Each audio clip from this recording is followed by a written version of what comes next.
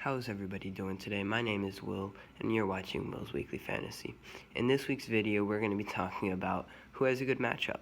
Matchups are very important. Who you're playing is very important as to how they're going to play you, their defensive setup, right? And really just obviously how good they are on their defense.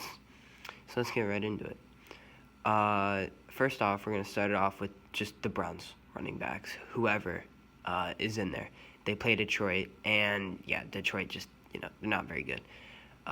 Even with having a pretty good game last week and tying the Steelers, they still gave up like 100 yards to Naji Harris, right? And that really bad Steelers offensive line. So, I think, whoever plays Detroit, you're going to be giving them a really good look at.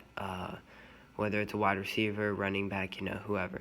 You should be giving them a really good look at. And the Browns running back, right, whoever plays, I would really recommend starting them. Next up, we got Bills wide receivers. They play the Colts, and the Colts have been struggling a little bit recently with giving up big receiving games to people such as A.J. Brown, Elijah Moore, and Cooper Kupp.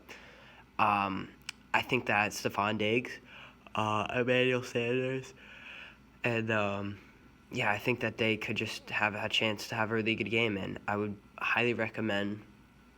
Obviously, you're going to start Diggs, and you should give a good look at Sanders before you say that you're not going to start him.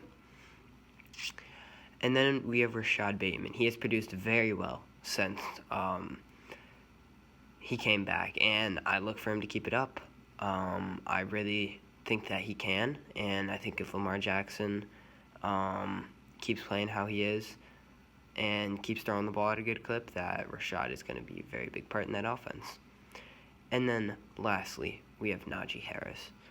I don't really care who he's playing. He's on a roll right now, a fantasy roll, and I like whatever matchup he's in. And it makes it even better that it might help a little bit to Naji that Ben's not playing, because they might try to feed Naji with Mason Rudolph in there, right? Didn't work out having him pass 50 times last week. So you might see Naji. I could see Naji getting up to 30